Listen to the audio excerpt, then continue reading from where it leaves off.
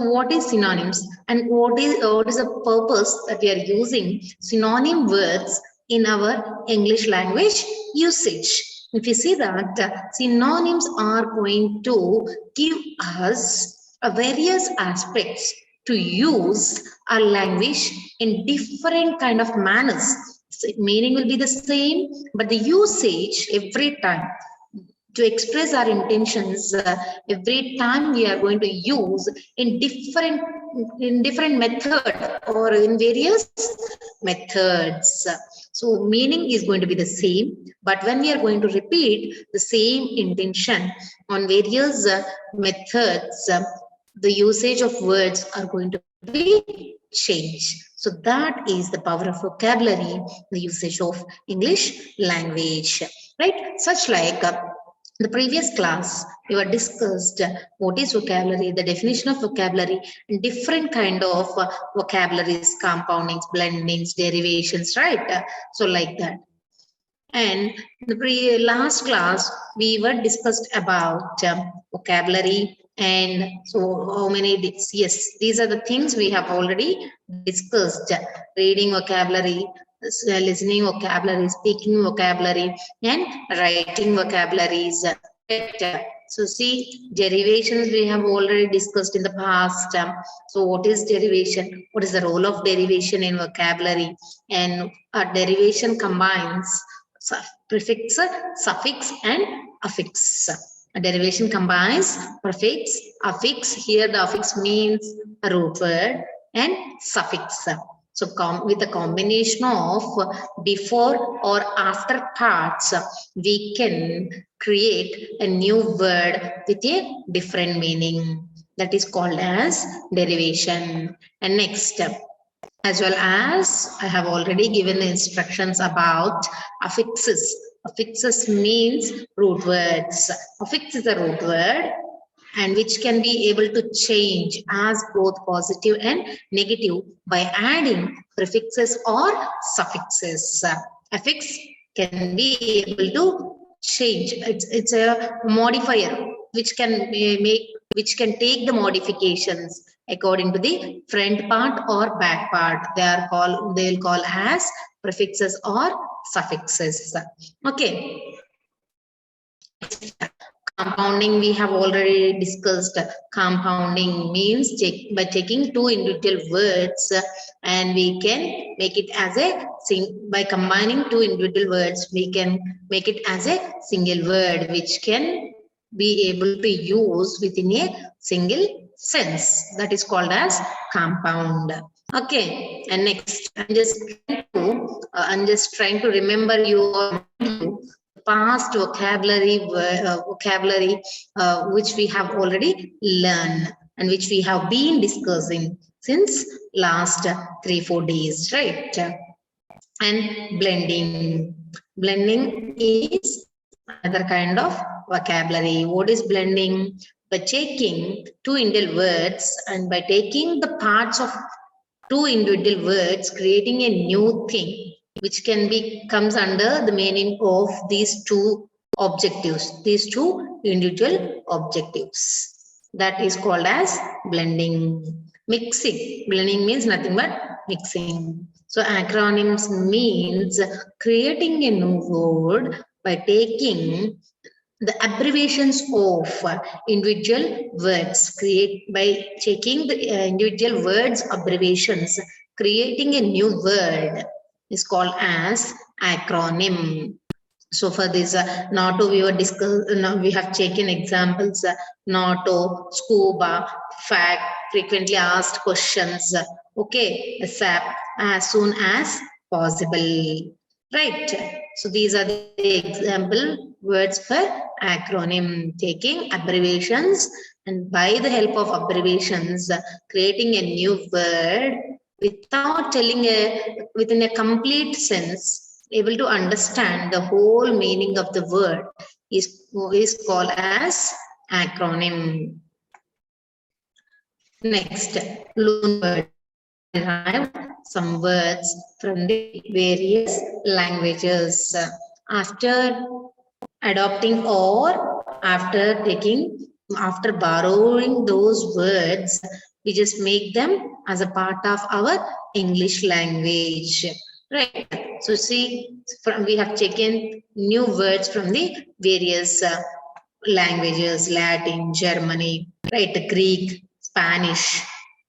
So here I've given a few examples: burger, pizza, and television. Okay, so theater. So these are the examples I have given for loan words. And neologism. Neologism means newly coining a term or newly inventing or introducing a new term is called as neologism. So some of those words were newly coined into our new language by the language experts. If we see the examples here, we can be able to understand. Earlier, these words, they might not be there, but after somebody's invention or somebody's introducing into our language, slowly we have started using these words. So some people, they have coined synonyms to the words. Some people, they have coined a new word, a new term into English language. And some people, they have coined a new meaning to the other words, right? So these kind of words are going to be called as neologism. And next, yes, these are the another examples of neologisms. A list of examples are netizen, nail mail. Okay, netizen or to whatever, nail mail, an emoticon, popus cooper. Okay, chords. So these are the neologism words which we have been using in our English language and which were introduced by our language experts in the past tense, right? And next, so after this, we have started discussing on the other vocabulary words. So let me share them.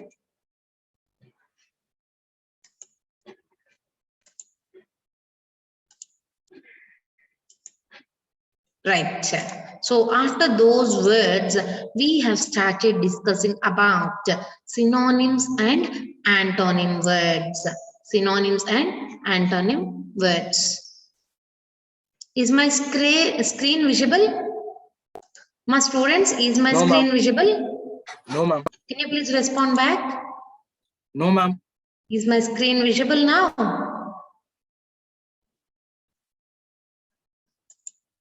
Could you please answer back? Is my screen visible now? No, ma'am.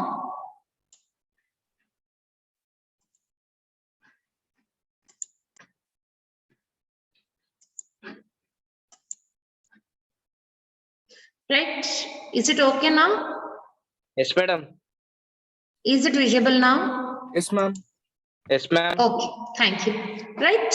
Now we are discussing about, we have been discussing about the vocabulary. In that part, in the past, we were discussed about synonyms and antonyms. So what is synonym? The behind of each word, meaning will be the same, but according to the situation, using a new word by carrying the same meaning is called as synonym. Sometimes, according to the word usage, meaning is going to be suitable for exact, or sometimes it is going to match nearby. Sometimes it is going to match nearby. But meaning will be the same, but usage of words are going to be different. So that is called as synonym. And list of synonyms is already added. So for each, happy, delight, extreme, right, joyful. This is another kind of word. And sorrow, for example, the word sorrow. So for the word sorrow, you can use other words such like sad, glim, dull.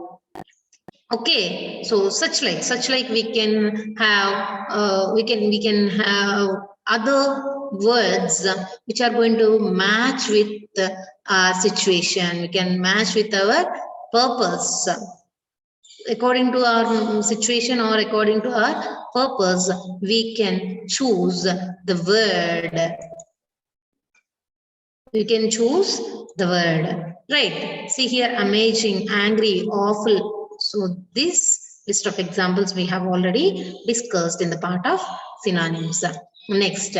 So after synonyms, we were discussed about antonyms also. Synonyms means by maintaining a single meaning using different kind of words which can match this meaning are called as synonyms. Antonyms means opposite word to the meaning, right? And these are the few examples of antonyms. And later we were discussed about idioms. In the previous class, we were discussed about antonym. See, what is an idiom? An idiom is a indirect expression to express our intention towards others or towards something. An idiom is an expression which we'll use to express our intention with an indirect manner, to avoid negativeness,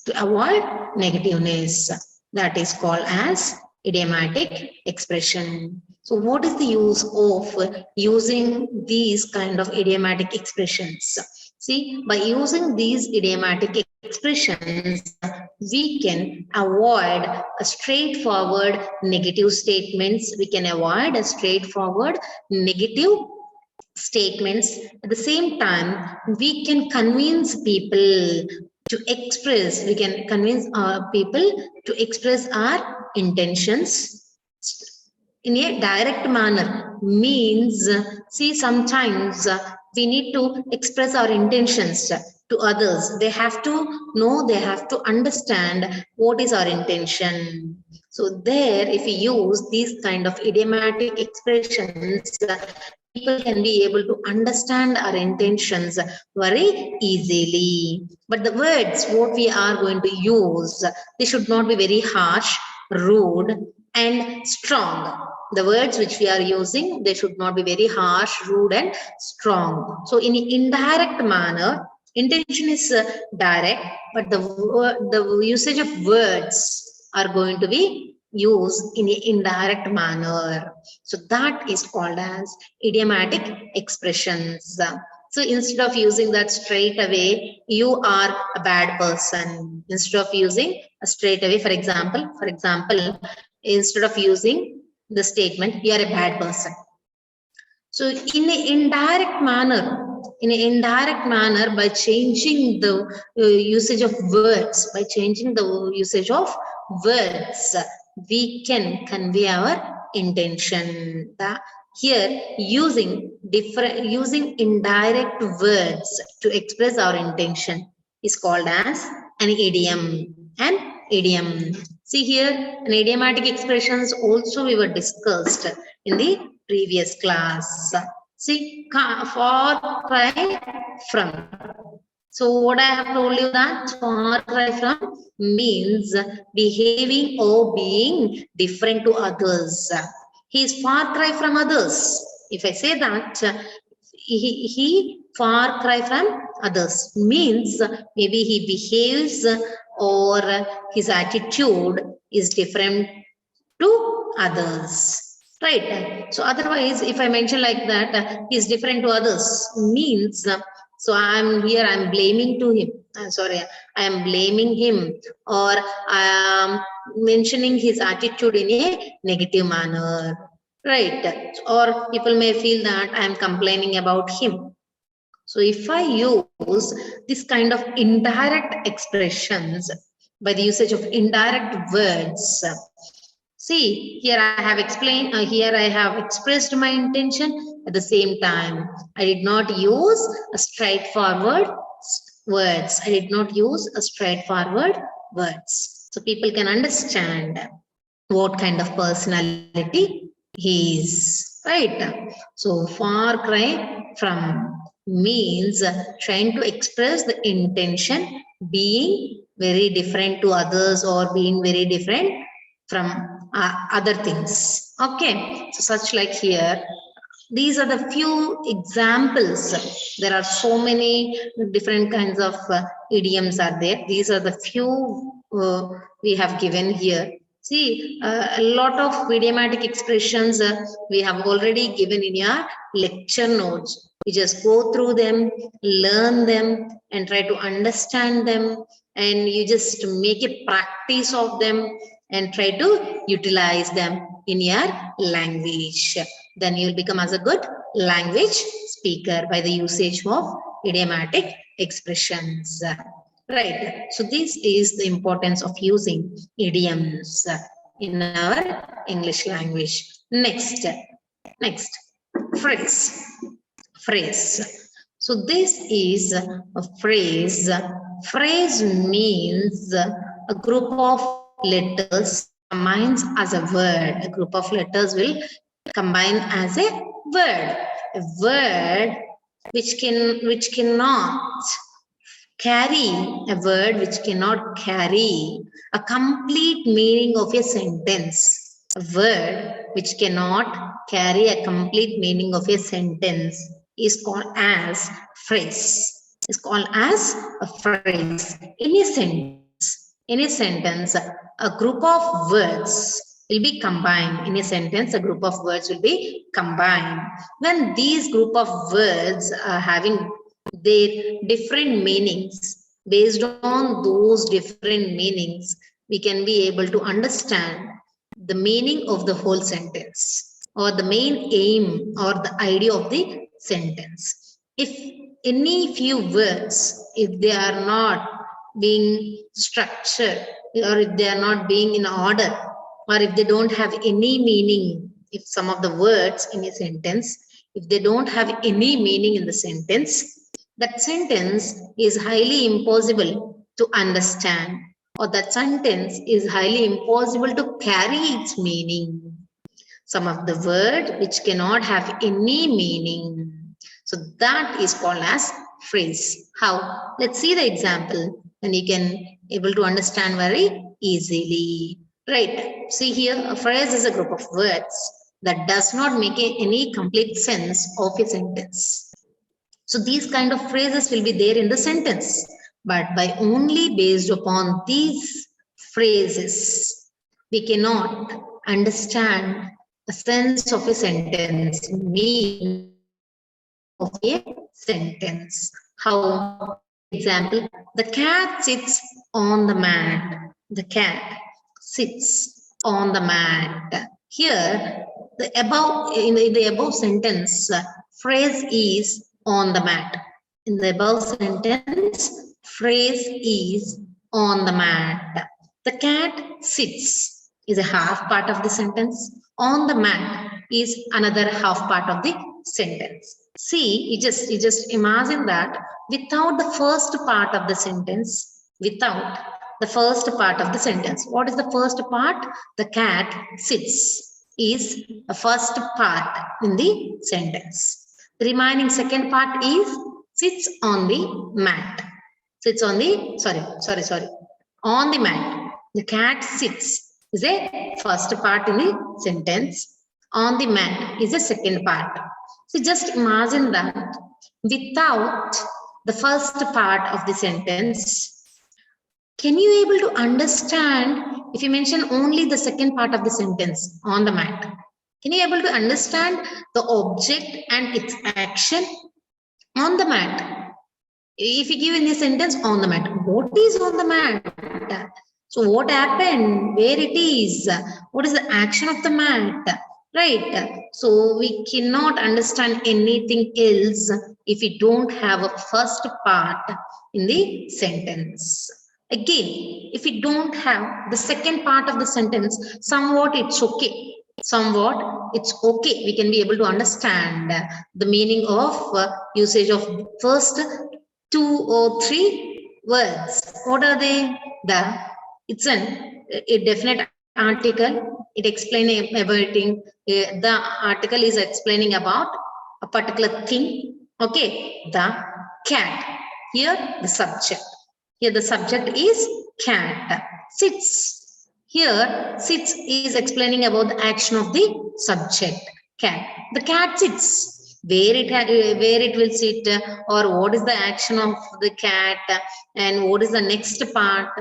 Without considering this also, by the help of the first part, we can be able to at least a little bit. We can be able to understand at least a little bit. The cat sits. Sometimes it's not important where it sits, right? So it's sometimes the cat sits on the walls, sometimes cat sits on the mats, sometimes it sits on the bed, right? So that is secondary. But with the help of the first three words, we can understand the meaning of the the meaning of the sentence at least a little bit. If not, by the second part of a sentence, are we able to understand anything else? On the mat? On the mat what? What is the action? What is the subject? Right, we cannot understand by the phrase of a sentence. Here the phrase of in this sentence is on the mats. Okay, so here what I want to tell you that if we don't have a clause in the sentence, the first part of the sentence is called as a clause.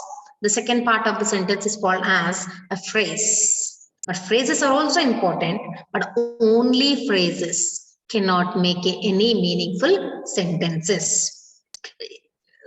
Phrase and clause must contains to provide a good, understandable, meaningful sentence. But only with the help of phrase we cannot construct or we cannot make a meaningful sentences. Wherever we are going to use a phrase, there we must use a clause part in sentence. Wherever we are going to use phrase, there we have to use a clause part in English sentences. Then only it is going to become as a meaningful sentence. Okay. In phrase, there are 5 different kinds of phrases are there. In phrase, there are 5 different kinds of phrases. What are these? A phrase is a grammatical term referring a group of words that does not include a subject and verb. So for that I have already explained. See here in the second part of the sentence, on the mat, where is subject? The subject, there is no verb in a sentence. How it is able to understand by the receivers on the mat? What your receivers have to understand by reading these group of words on the mat. Yes, I can accept that. On is a preposition. Again, the is an article. Mat is an object. But what is the meaning by reading these 3 words? What can I understand by reading these 3 words? There is no subject, there is no action. There is no doer of the action, there is no action. So, a phrase doesn't have a subject and verb, though it has a group of words in a sentence.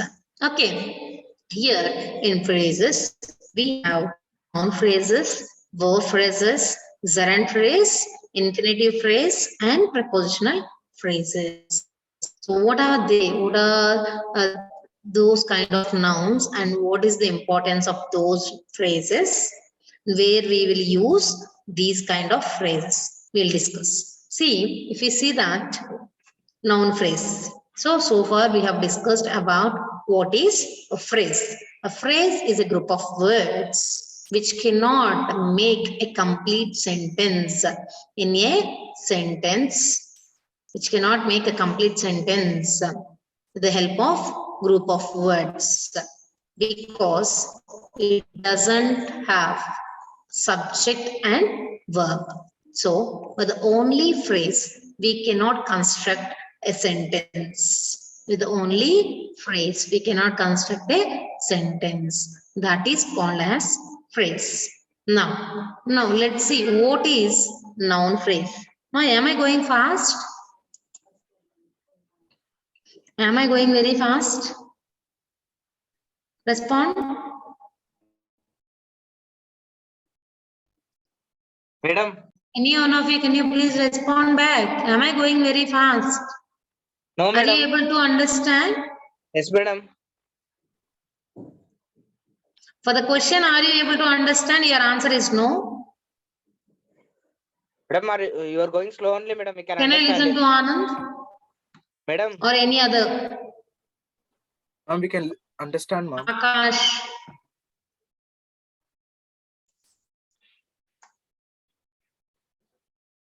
Could you please respond back? I have to move on. Could you please respond back? Any one of you? You can Are understand. you able to follow? Are you able to understand? Yes, we can understand means we are understanding. Okay. Okay. Thank you, Akash. Right. So here we are discussing about phrase. In phrases, we have 5 different kinds of phrases. So in that, the first kind or the first is noun phrase. If we see that noun phrase, wherever we are going to use a phrase in front of a noun, wherever we are going to use a phrase in front of a noun, that is going to be become as a noun phrase. Before a noun, if we are going to use a phrase as a noun phrase. How, for example, Friday became a cool. Friday became a cool, wet afternoon. Friday became a cool, wet afternoon. So this wet afternoon became cool. Are there any meaning? Are there any meaning by the usage of these individual words? Became a cool, wet afternoon. Is there any meaning? No. Whenever we are going to add the noun Friday, when is the particular day? When is the particular day about this climatic condition? So that is on Friday. Friday became a cool, wet afternoon. Right. A phrase which is followed by the noun is called as noun phrase.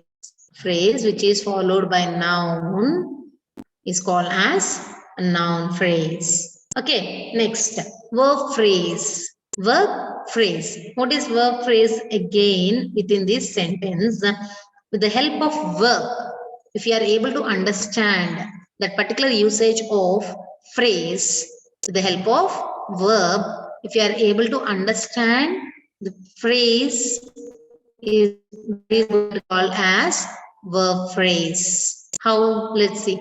Mary might have been waiting outside for you. Mary might have been waiting outside for you. So here, verb phrase. What is the action? Might have been waiting. Might have been waiting is a verb here. So when we are going to use a verb in a phrase, based upon the verb or based on the action of a subject, if we can understand the remaining part of a sentence, if the remaining part is belongs to phrases, through the help of verb, we can be able to understand the whole phrasal words. Through the help of verb, we can understand the whole phrasal words. What are they? Here, Mary is having waiting outside for you. I think remaining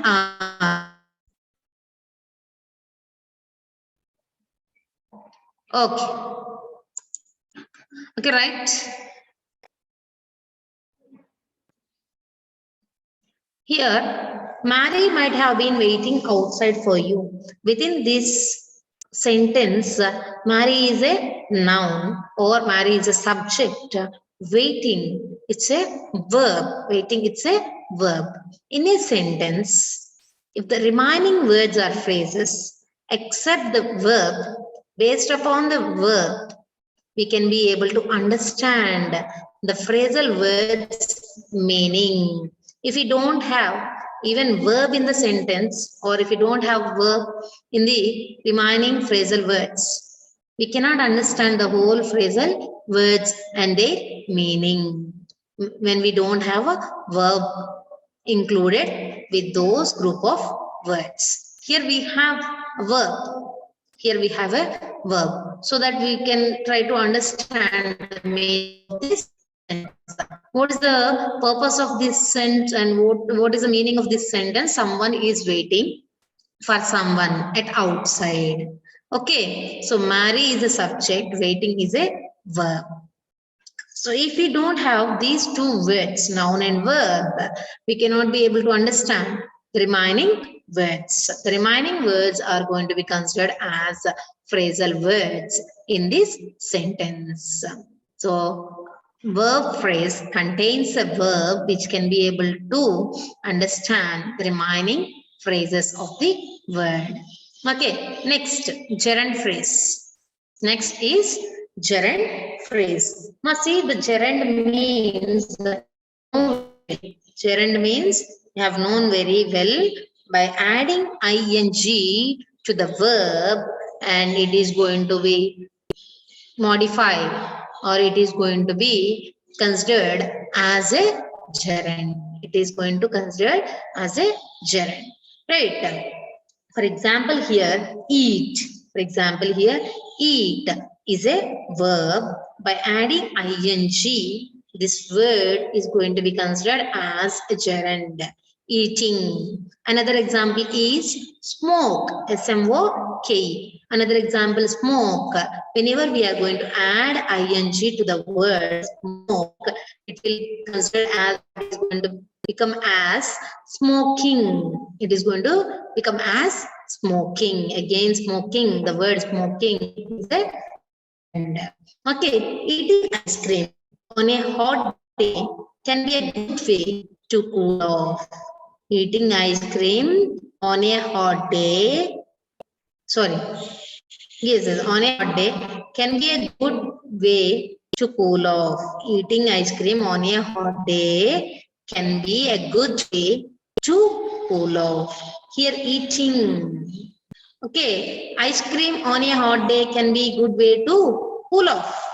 So what is the purpose of ice cream? Here, the purpose of ice cream means action, eating. By taking ice cream, we can feel the hot day even as a cool. We can cool it. We can face a good, comfortable, cooling nature by taking a cold ice cream.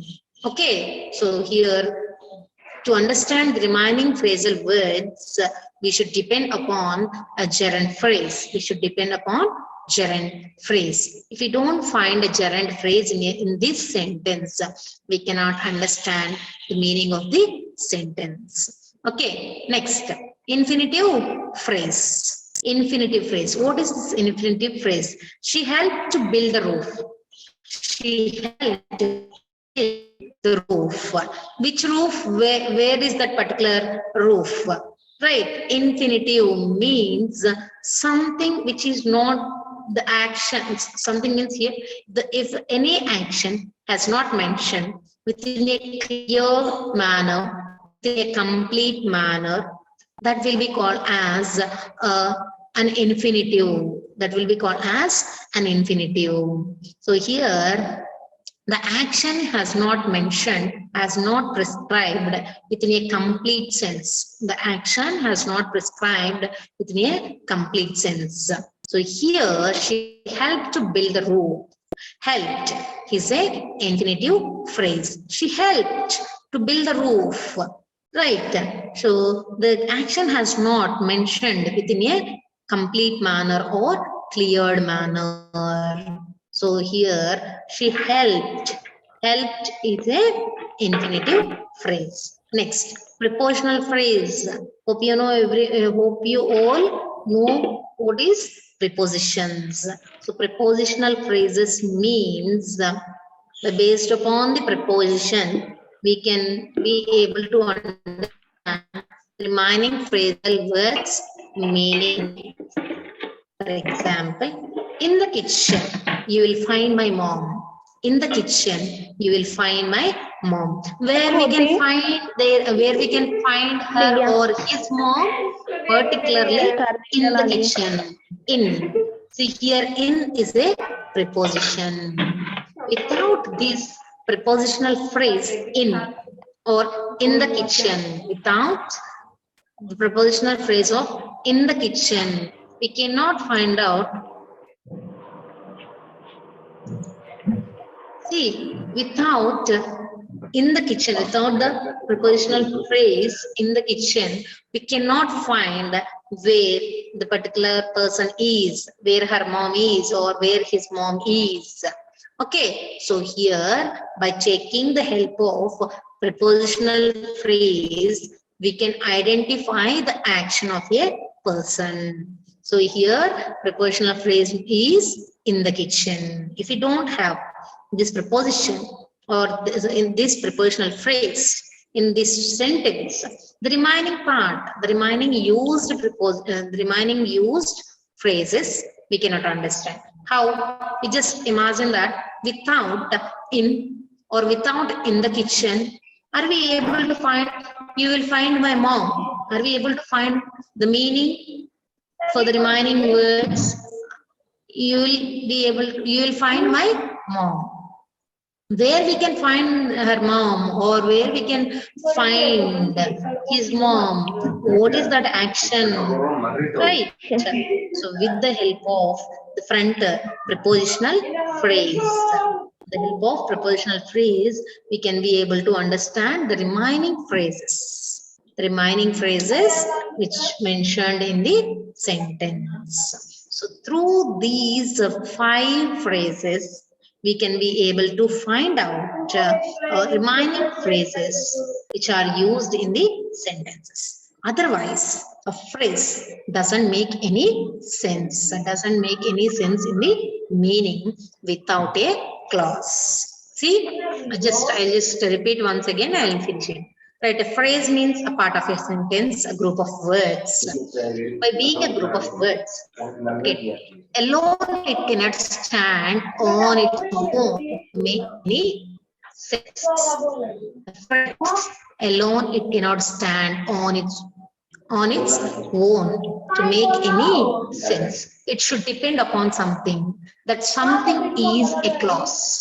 That something means the second part of this sentence, the cat sits on the mat. The second part of the sentence, on the mat. To make a sense, or to make a meaningful content, it should depend upon the first part, the cat sits. Otherwise, the second part cannot stand on its own legs. Right. So, but whenever we are going to use these 5 different kinds of phrases, such like the gerund phrase, noun phrase, verbal phrases, infinitive phrases, and prepositional phrases, if you don't use these phrases, the remaining parts of the sentence, the remaining phrases of the sentence, it doesn't make any sense. It doesn't contain any meaning if you don't use these noun phrases, verb phrases, gerund phrases, infinitive phrases, or prepositional phrases. By using these 5 phrases, at least we can try to understand the remaining used phrases in a sentence. That is the usage of phrase in English language. Right. Hope you understand. Next, let us move on to the one-word substitutions. Let us move on to the one-word substitutions. What is this one-word substitution? See, sometimes to express something, we need to use sentences in a lengthy or elaborative manner. Sometimes to express something, we need to use a sentence or we need to use words in a lengthy or elaborative manner. But Instead of using a single word, why should we have to express or explain in a lengthy manner? Where we have a good chances, where we have a good facility in English language to express our intentions within a single word, why we have to enlarge the sentence? Why we have to use our expressions in a lengthy manner? Here it is one word substitution. Today, I need to consult a person.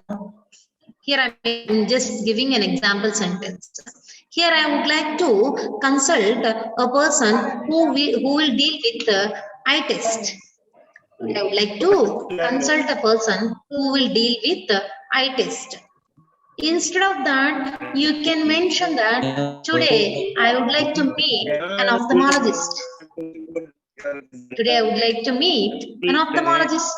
Ophthalmologist means the person who will study and test the function of an eye.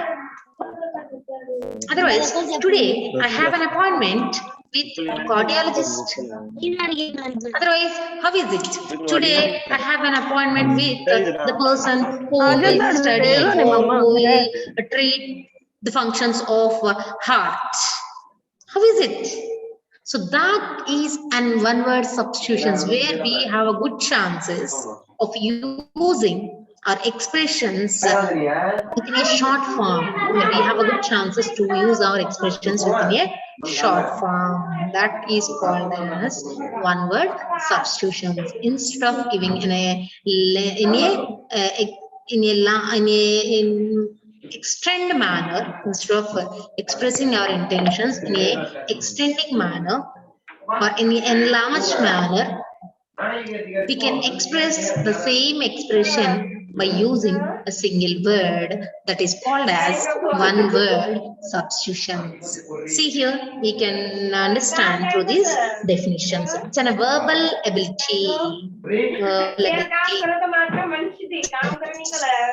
Within a single word, we can be able to use the full sentence usage. We can mention a full sentence usage by using a single word, by mentioning a single word. An ophthalmologist, a cardiologist, a pessimist, an optimist. Optimist means the person who always thinks on the positive side. A pessimist, person who always thinks on the dark side or on the side of negative. Pessimist, an ophthalmologist, cardiologist, nephrologist, the person who treats the function of kidneys, nephrologist. Right. See here a few example words we have given already. Anarchist. Anarchist means one who is out to subvert a government. Demolish. Subvert a government means demolish the government. And one who is recovering from illness. Convalescent. Convalescent. One who recovered from his illness. Nowadays, all the people, they're able to be a convalescent against COVID. Now all the people, all the patients, those who have suffered the COVID or with the COVID symptoms, they're all convalescents. Next, omnipotent. God is an omnipotent. One who is all powerful, omnipotent, omnipresent, one who presents everywhere. God is an omnipotent, God is an omnipresent. Okay, so instead of giving instead of using something or instead of expressing something in an enlarged manner, expressing the whole meaning of that particular sentence with the help of a small word is called as one word substitutions. Okay, let me give you a few more words. Let me give you a few more words, list example words. I'll finish it within 2 minutes. See, able to live both on land and water. Amphibians. Amphibians. Absence of government, absence of control. Anarchy, act of making short, abbreviations, acronyms. See, act of making short abbreviations by taking the help of abbreviations and create new acronyms that we have already discussed. The person punished for the mistake of others. Scapegoat. Somebody will make mistakes, booked or we get punishment under his mistake. That will be called as a scapegoat. Art of handwriting, calligraphy. Okay, so such like we have lot of one-word substitutions. So the number of one-word substitutions we have already mentioned within your lecture notes. Go through them, read them, understand them, and make use of them. Definitely, you are going to face. Face the test. You're going to face the test for your examinations from these one-word substitutions. Simply, they'll give you one word. There you have to write full example, usage, or full explanation of those single words. Or sometimes they'll give you a full lengthy sentence. There you have to write down one-word substitutions. Right. So in that manner, you have to understand that manner. You have to make a practice while you are learning one word. Next, the previous ones that we have already discussed about affixes. In the previous time, we have already discussed about affixes. Here, affix means a root word. A root word. Okay, so these are the root words: acid, acrid, acre. It means bitter, sour, sharp. Acribic, acidity, acrid, acrimony.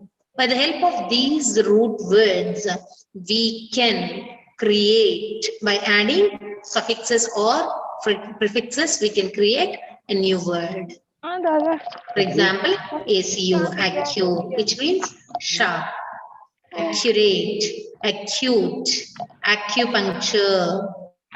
Okay, these are the words.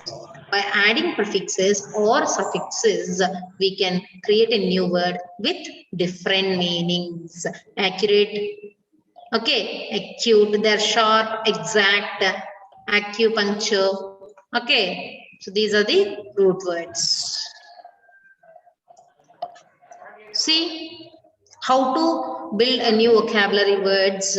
So by adding suffixes and prefixes that we have already discussed. This slide also we have already discussed. So by mentioning 2 to 3 tips, I'll wind up the session. Okay, so one can improve their vocabulary power. Just go through the newspaper and read how much you can, as much as you can. Read so many different kinds of books which are deals with all the areas, right? Don't constrain your knowledge levels to the particular area. For example, you people belongs to engineering. Don't constrain yourself that being an engineering student, why should I learn about geography? Why should I learn about history? Or why should I learn about any other literature? Right? Don't constrain yourself. Don't make a circle and don't stand always in that. You just go for a vast reading of different kind of books. Ma, roll number 421, could you please mute your mic? Would you please mute your mic? Don't disturb the class. 421, mute your mic. Okay, so you have to, if you want to improve your vocabulary levels, your vocabulary strengths, you have to read a vast reading related to all the areas. Don't constrain yourself. And one more thing is, a best thing I would like to suggest you is, see, every one of you are possible to use smartphones. Every one of you are possible, and this mobile phone is handy for every one of you. See, while you are using this mobile phone, go to Google, So while you are going Google, while you are surfing the meaning of any particular word, there it will have an option in your Google. There it will has an option that, so you just mention, there is an option. There is an option, dictionary, everyday dictionary. There is an option. Opt the option, and each and every day you will get a new vocabulary word and its usage as a notification. Every day you'll get a new word and its meaning, its usage and its pronunciation as a notification. Through that, every day you will be able to learn, you'll be able to understand a new word on each and every day. You just, there is a option in your Google. Just go to Google and surf a word. There you can be able to opt this option. There you can be able to choose this option. So through that, every day you will have a possibility to learn new vocabulary words, such like, so go through the dictionary and take few words, for example 5 words. Take a dictionary, pocket dictionary or any dictionary, and choose 5 words for each day and write the meaning and make use it of them in your daily conversations. The words which are you are learning, make use it of them in your daily conversation. Definitely, this is going to work out 100%. This is going to work out for 100%. If you are going to use these kind of vocabulary words, whatever you are going to learn on each and every day, you're going to have good vocabulary power, good language efficiency, while you are going to become as a good language speaker. Okay, what's the best method? Reading newspaper is the best method to learn, to understand a new vocabulary words, and reading different kinds of books. A vast reading is another good method, and just surf the internet and choose the daily vocabulary learning method. Okay, so there you have a possibility to learn new words on each day. Okay, and make a practice with your vocabulary words which you have already chosen or which you have already learned. Make use of them in your daily conversations. By doing this, definitely you'll be able to improve your vocabulary strength.